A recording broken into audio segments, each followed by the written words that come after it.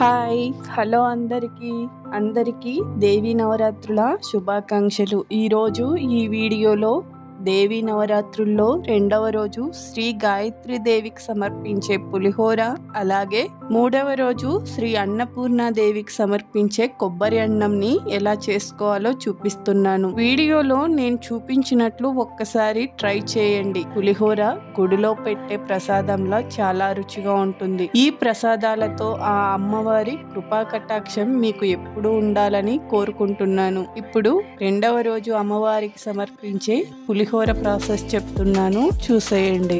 First rice ని తీసుకొని 2 సార్లు బాగా కడగండి.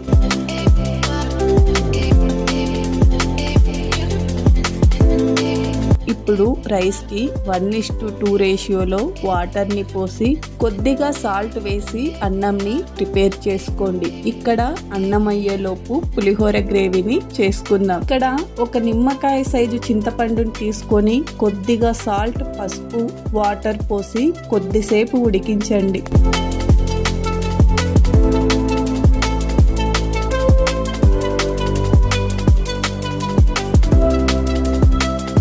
ఇలా ఉడికిన తర్వాత ఈ చింతపండును దింపేసి చల్లారిన తర్వాత మిక్సీ పట్టి పక్కన పెట్టుకోండి. ఇప్పుడు కడాయిలో కొద్దిగా ఆయిల్ వేసి వేరుశనగ పల్లీలు వేసి మీడియం ఫ్లేమ్ లో వేయించి పక్కకు తీసుకోండి.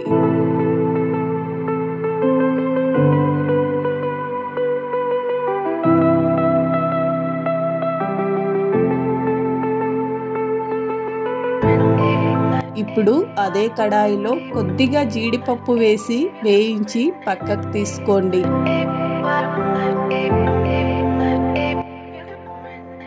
ఇప్పుడు కడాయిలో పోపు దినుసులు వేసి వేగిన తర్వాత చీలికలుగా కట్ చేసుకున్న పచ్చిమిర్చి వేసి కొద్దిగా కరివేపాకు వేసి వేయించిన తర్వాత ముందుగా ఉడికించి ఉంచుకున్న చింతపండు గ్రేవీని వేసి కొద్దిసేపు ఉడికించి ఇక్కడ కొద్దిగా ఇంగువని యాడ్ చేసుకొని కొంచెం కొత్తిమీర వేసి ఉడికించండి.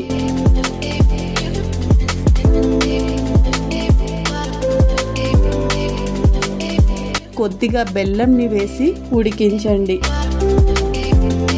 ఇప్పుడు మనం ప్రిపేర్ చేసుకున్న రైస్ లో వేసి బాగా కలిపి పల్లీలు, జీడిపప్పు వేసి కలిపి బౌల్లోకి తీసుకొని సర్వ్ చేసుకోండి. చాలా రుచిగా ఉంటుంది.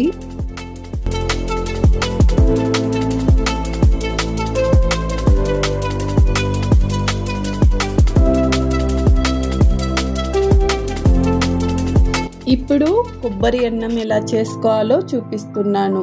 మూడవ రోజు అన్నపూర్ణ దేవికి సమర్పించే కొబ్బరి అన్నం.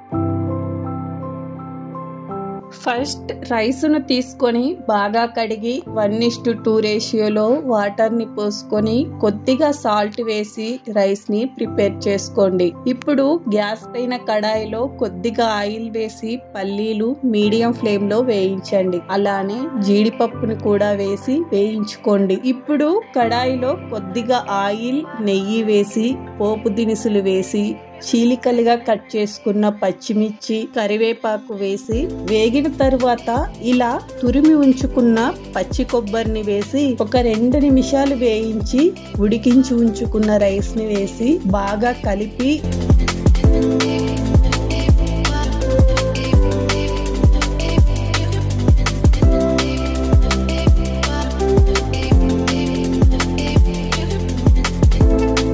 పల్లీలు వేసి కలపండి.